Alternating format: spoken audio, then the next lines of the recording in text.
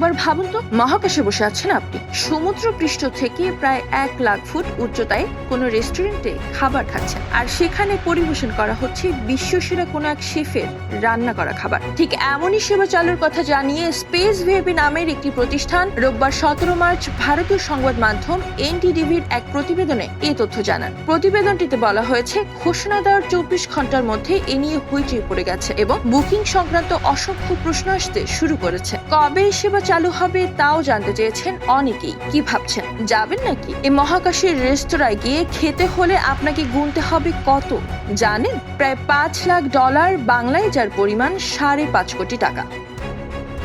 Space VIP নামের একটি মার্কিন পর্যটন কোম্পানি এই সেবা চালু করতে যাচ্ছে। মার্কিন সংবাদ মাধ্যম বিজনেস ইনসাইডার জানিয়েছে, বিশ্বের অন্যতম প্রসিদ্ধ শেফ রাসমুস মাঙ্ককে মহাকাশের এই রেস্তোরাঁর জন্য নিয়োগ দেওয়া হয়েছে।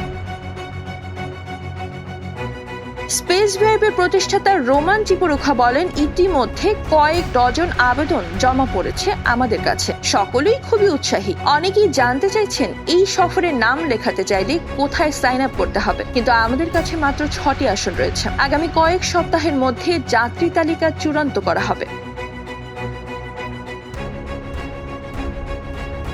অন্যদিকে ফোর্বসের এক প্রতিবেদনে বলা হয়েছে, মহাকাশে ভাসমান বেলুন রেস্তোরাঁটি স্পেস পার্সপেক্টিভস নামের একটি প্রতিষ্ঠান তৈরি করছে। তবে এতে যাতায়াতের জন্য অতিথিদের কোনো প্রশিক্ষণের প্রয়োজন হবে না। স্পেস অন বেলুনের সাহায্যে বিশেষ ধরনের ক্যাপসুলে করে তাদের ভাসিয়ে নিয়ে যাওয়া হবে। আপাতত এই রেস্তোরাঁয় 6 জন বসতে পারবেন।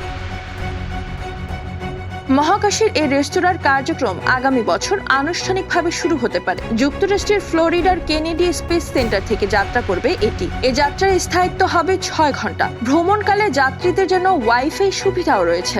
বিশ্বের অন্যতম সেরা ড্যানিশ রেস্তোরাঁ অ্যালকেমিস্টের শেফ রাসমুস মাঙ্ক এই রেস্তোরাঁটির খাবারের মেনু তৈরি করেছেন।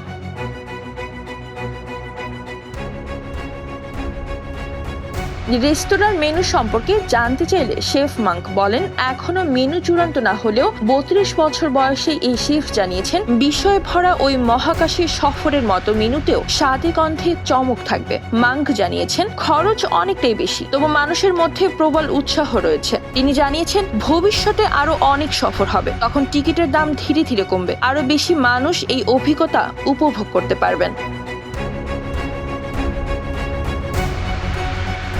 মারিয়া মায়া, নবীন নিউজ, ঢাকা।